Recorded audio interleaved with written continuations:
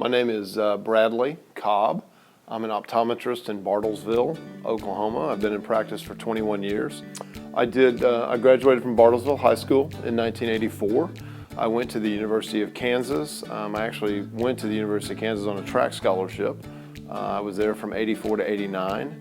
After that, I went to Southern College of Optometry in Memphis, Tennessee. I graduated in 1993. I did 2 externships. One was at American Lake VA, a hospital in Tacoma, Washington, which is across the road from Fort Lewis. My other one was in Tarpon Springs, Florida, with, at that time, Dr. Gills, and I had great experience down there. So those were my 2 externships. Interestingly enough, like a lot of things in the eye care business, my dad was an optometrist, and I grew up around it. Went to college, looked at several things, and gravitated back toward what I knew and what I was comfortable with, and actually what I found out I really enjoyed. And so kind of a family business, like a lot of optometry and ophthalmology seems to be. I was on the U.S. Olympic team twice. Most Americans don't realize there's that the Paralympians are part of the Olympic team. I was privileged to be on the Olympic team in 2000 and also again in 2004.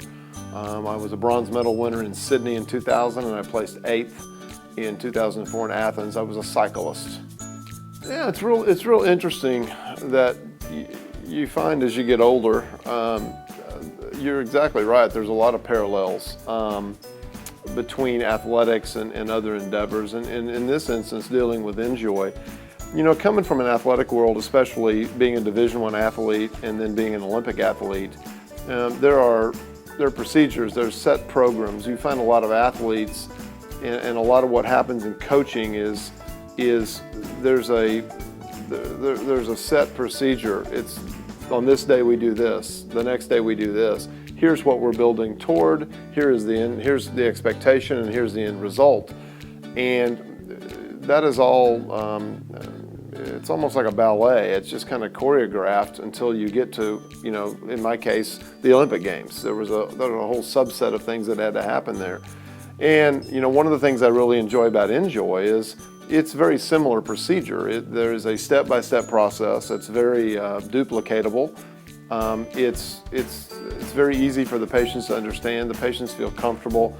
You know, most times when a patient is uncomfortable with something, it's basically because it wasn't explained very well. There was no communication. It was, hey, we're going to do this. I'll see you at 6:30 a.m. on Thursday. Well, you know, a lot of times patients have questions, and one thing that's really nice about nJoy that I do in my office, and it's nice to see that they do that also, and the reason that I refer is, you know, they ask the questions. Do you have any more questions? Is there anything that we did not address?